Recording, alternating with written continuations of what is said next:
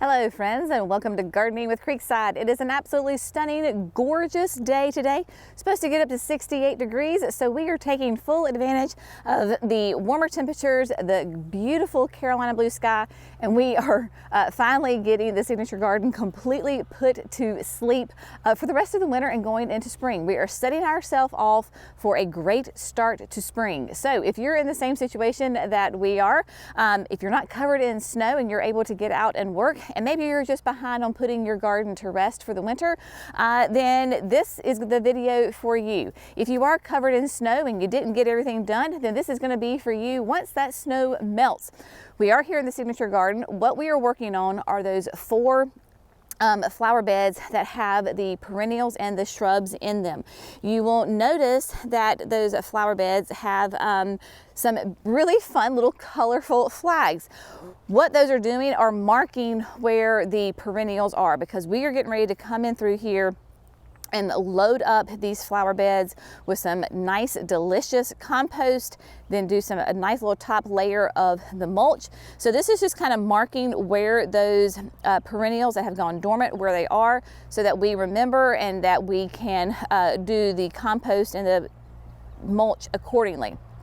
Before or while we're doing that, kind of in conjunction at the same time, there are a few shrubs that we need to go ahead and prune. We are going to prune our panicle and our smooth hydrangeas. Here we have the Incredible Blush. You can see that she had lots of beautiful flowers on her last season. It's a great time to go ahead and prune her. So we're going to take her back down by 1/3 to 1/4. I'm also going to do the little lime punches that are all in these raised beds. So if you have not pruned your panicles and your smooth hydrangeas, we're getting into that season where it's a great time to do it. We prune if you like the size of your plant, right? So if you want to keep it in that relatively same size, you can prune it back by like 1/4 to 1/3. If you really want to take down the size, maybe it's getting too big, the most you would take off would be 1/2. And then if you want it to grow, if they're small and you still are wanting them to grow, like my little lime punches, maybe you just take off a little bit, like 1/4 of it. The reason that we go ahead and prune them is because when we prune and cut, it goes ahead and encourages new growth. And these panicles and smooth hydrangeas do bloom on new growth. So when we have new growth, that means we have new flowers. So we're going to prune the hydrangeas, and I think that was it. Oh, we're going to do the abelias. We're going to go ahead and do the abelias. Plants we are not going to touch. We are not going to touch our azaleas. So we've got some Perfecto Mundos here. Don't touch those. We've got some Pillow Talk gardenias, not going to touch those. We've got the Levita moss, Indian hawthorns, we're not going to touch those. And then what we are going to do over here is, this is where the abelias are. This is I believe this is Mucho Gusto or Tres Amigos. It is one of those. Yes, Mucho Gusto. So what we're going to do is come in here and give it a nice trim. I'm probably going to go ahead and trim it back by like 1/3 to 1/2. Really tighten this up so that way when it flushes back out in the spring, we have got some great new growth. Tight growth. You can see we've got little growth right here. So that is great. Also, since we are in this space, it is probably on the hair side of being a little too early. We're in the space. It's going to rain in 2 days. We're taking advantage of this. We're going to go ahead and put our fertilizer down. So we're going to prune. We're going to go ahead and lay down the fertilizer. Cece and Debbie are here with me. And so we're going to fertilize. We're using a slow release fertilizer. And so this is a nice slow feed for the roots of those plants. When the temperatures really start to warm up, they're going to feed those plants. We're going to have lots of beautiful new growth. We like to fertilize coming out of winter, going into spring, because think of it as, I say, like a bear hibernating, right? A bear hibernates all winter. He wakes up, he's hungry, right? He's going and looking for food. Your plants are the same way. They've been hibernating all winter. They wake up in the spring. They're looking for food to grow, put on those beautiful flowers, all that great foliage. So we want to feed them. So we're going to go ahead and feed them, lay down the compost, then lay down the mulch. What are we using to feed them? The vast majority of these plants are going to get plant tone. Plant tone is a Swiss Army knife. If you only have plant tone, use plant tone. Cece just said 1 year all she could get was holly tone, so she used holly tone and everything came out fine. These plants are not finicky. The wrong food as far as your tones go is better than no food at all. But we do have those available for us. So what we're going to do is our hydrangeas are going to get rose tone. So here we have another panicle hydrangea. She's going to get rose tone. And then our gardenias and our azaleas, loropetalums, those nice evergreens, they're going to get holly tone. And then basically the plant tone is just going to get kind of broadcast everywhere.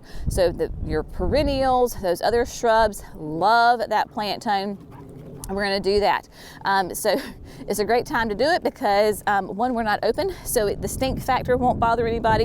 2, we're going to get ready to get some rain, so that will get it all nice and settled in there. We're putting the mulch, we're putting the compost. It is a perfect time to do that. So we have got a full day's work ahead of us, but after coming out of that Arctic blast, we are so stinking excited.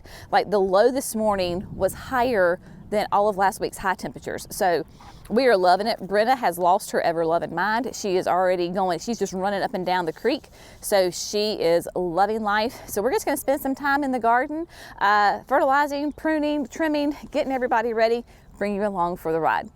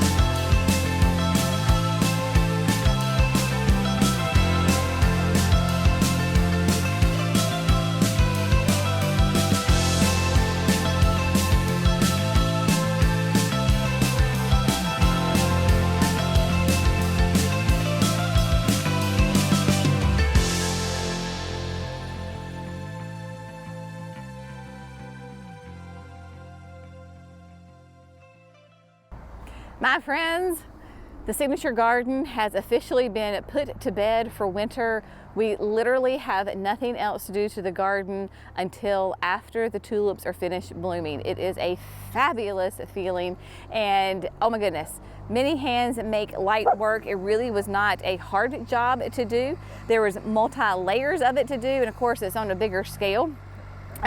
with these 4 nice big beds. So I'm just gonna kind of walk you through everything that you just saw in that little montage that we did. Of course, first we pruned the plants that needed to be pruned. For a specific guide on how to prune your hydrangeas, I will link that video in the video description, where I take you step by step to show you exactly how we prune hydrangeas. So I didn't do that today because we just did that a couple of weeks ago. So the little line punches are all done. I don't know if you can see, but they have fertilizer. So the hydrangeas got rose tone, the sprinters got plant tone. Y'all, we did not mix this part in because it's gonna rain in 2 days, and that's gonna work it in. Nobody's gonna be in these gardens for several weeks. By then, it'll all kind of disappear, so it's fine. I mean, we don't need to work that hard. If you want to zhuzh that in, then it's absolutely totally fine. And that organic slow release fertilizer will just kind of disappear into the mulch so you don't see it. So if this was my home, then I would have done that. Here, call me lazy, whatever you want to call it. We just didn't do it. So we did that. Then, of course, everybody got fertilizer. Cece and Debbie were doing a great job doing all the fertilizing while I was doing some pruning. They even got like Critter Corner. They got the cherry tree up on the hill. They got the Japanese maple. They got the trees by the pond. Debbie got the hydrangeas and trees back there in the very back. We got, of course, all the beds on the creek bank done. So all of that is fertilized. So we got all of that fertilized. Then we came back through with the Fafford compost. So Fafford, I'm walking over here so I can show you a bag. The Fafford is the retail brand of like our professional series, and so this would be, if you want to say, is natural organic blend, contains the shrimp and the seaweed. This is a cubic foot bag, beautiful, nice compost, had good aged pine bark fines in there, and honestly, having it in the bag is so helpful because we were going to use the Creekside blend. That's our custom blend of pine bark and aged pine bark, compost and pine bark fines.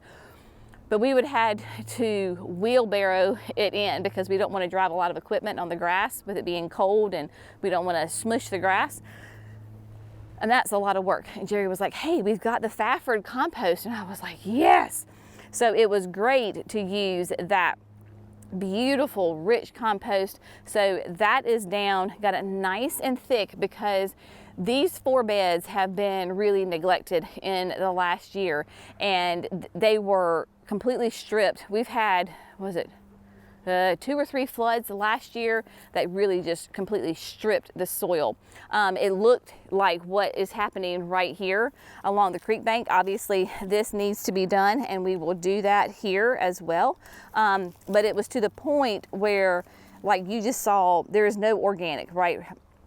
And so no compost, no mulch, and it's just bare. And so that is obviously not good for your plants and doesn't feed them. The weeds love it, we don't love it. So putting that nice thick compost down, and then we came back with the Daddy Pete soil enhancer, right? So that's that aged pine bark, and gave just a nice top dressing. That is what we have used in all of the beds. You can see obviously the difference between brand new, fresh, and then the ones that have been here, I don't know, 6 weeks, a month, something like that. Just aged a little different, has had snow on it, has had rain, all the things. So very shortly, this will all look the same together here. And just the garden looks happy to me. I mean, I'm just like so glad that they have the compost, they have the food, they have the mulch. So great. Everybody has been trimmed, pruned. We went ahead and did, let me show you the abelias, because with the Mucho Gusto abelias, y'all, this was not, do not overthink this. So these were those Mucho Gusto abelias. I literally grabbed up the foliage like a ponytail and then whacked it. So go all the way around, give it a really nice, good haircut, easily can go by half. And don't forget the top, right? So you can go ahead and get the top and trim that as well. They will flush back out and be nice and thick. Your perennials, don't worry about it. about as far as like getting mulch and compost on top of it. So right under here is a silver lining artemisia. You can see just the little stem sticking out. We've got a clematis, we've got baptisia in here. That little bit of compost and mulch on top of them, not going to be a problem. They're going to pop out and be super happy, and just think of it as like putting a little blanket on them, and they will be fine. The spireas, went ahead, got those trimmed. So this is double play doozy, I believe this is doozy, and then we have candy corn on the other one. Again, take them nice and back, and you will be rewarded with nice thick foliage on it with loads and loads of beautiful flowers come the springtime. Plants that we did not trim, of course, like I told you earlier, the azaleas, we did not touch the lower petalums. I'm going to wait until we start to see some more growth. If I need to shape them up, I will. My lilacs, don't prune your lilacs. I did not prune the yin and the yang viburnum, just kind of left those alone. If I need to shape them up later on in the season, I can. And then the Indian hawthorns, leave those alone. And then the proudberry, the coral berries. And so we left those alone as well. I need to look though, I'm not sure now, thinking about it, if they bloom on old or new growth. I might say that they bloom on new growth. That's why we double check, y'all. It's better to not prune, double check, and then you can always go back and prune.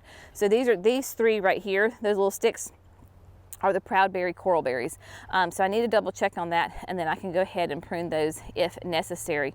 But putting down this mulch and the compost is going to help dramatically with the weeds. These 4 beds were horrible with weeds. I mean, it was just bad, and I had weeded them in the fall. Then Cece came back through not too long ago and did them again, and so that is merely because we did not have that top dressing on there. This soil conditioner does a great job of keeping those weeds from germinating, so praise the Lord on that. So yeah, everybody is done. The bulbs, we've got how many tulip bulbs in here? Was it 3,000, something like that? 2,000. Tulip bulbs in here, and so they're just happy growing underneath the surface of the soil, being great. And so literally don't have to do anything to this flower bed until after the tulips come up. Once they're all done, then we pull those out and plant the summer annuals. But as far as these beds here, the perennial and shrub beds, there's nothing to do other than if I want to come in and add something. We had lost a smooth hydrangea that had been right here. We lost it in the middle of the summer last year. If I want to replace that, then fine. If we find some of the different on the corners, we had some dianthus in a couple of places. They just didn't do well here, so maybe I just come in and add. So there's not any more maintenance quote other than if I find a really fun plant, then I can go ahead and add that to the garden. You also saw some footage of Jerry working on the roadbed behind the pond, and so that was using that soil conditioner that he is renting for the week to get that nice and smoothed out, really get those roots pulled up, any kind of holes in there, so that way that is all taken care of, and we can go ahead when the time is right, we will get some mulch laid down on that to get rid of the mud because it's bare soil right now. So that is, remember, we're just trying to maintain that right now, and then we will get that planted beginning next fall. So that will be a whole nother garden that we will do, but because of all the grapevine that's in there, the honeysuckle, there were briars in there, all these like aggressive nuisance, pesky things that you don't want growing in your garden. The only thing we did not have there was kudzu. We've got some kudzu in other places, but none right there. So that was very good on that. But it has just been an absolutely glorious day. Like, we were talking, we're like, here we are. Like, I know I'm probably as white as Casper the Ghost, but I don't care. And we're outside and it's sunny and it feels amazing. I dare say that I may have sweated just a little bit today, which is, typically I'm not very excited about that. But when you're coming out of the weather we just had, heck yeah, we're all for that. We talked about the creek bed right here not having any mulch or compost on it. Definitely are going to come in here and address that. So don't fret, my pet. We are going to take care of that area for sure. So definitely just load up that creek bank with lots of gorgeous compost and then get some nice mulch on top of that as well. Need to do some pruning. We haven't pruned any of those shrubs in there. There's not any perennials in there. There's just shrubs.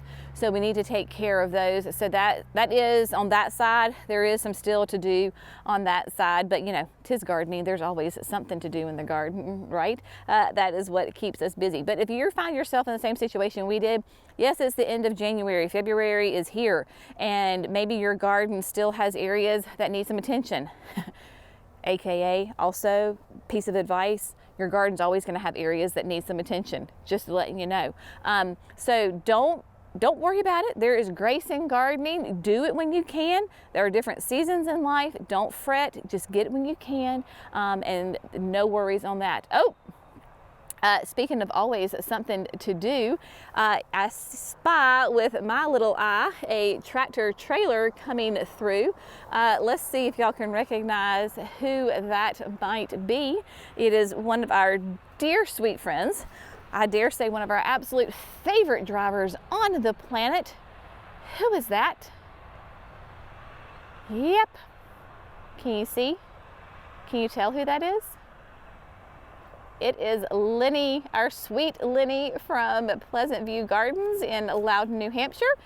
He is arriving with a fresh batch of about 25,000 proven winter annuals that we will begin getting ready for both the retail garden center and the online store.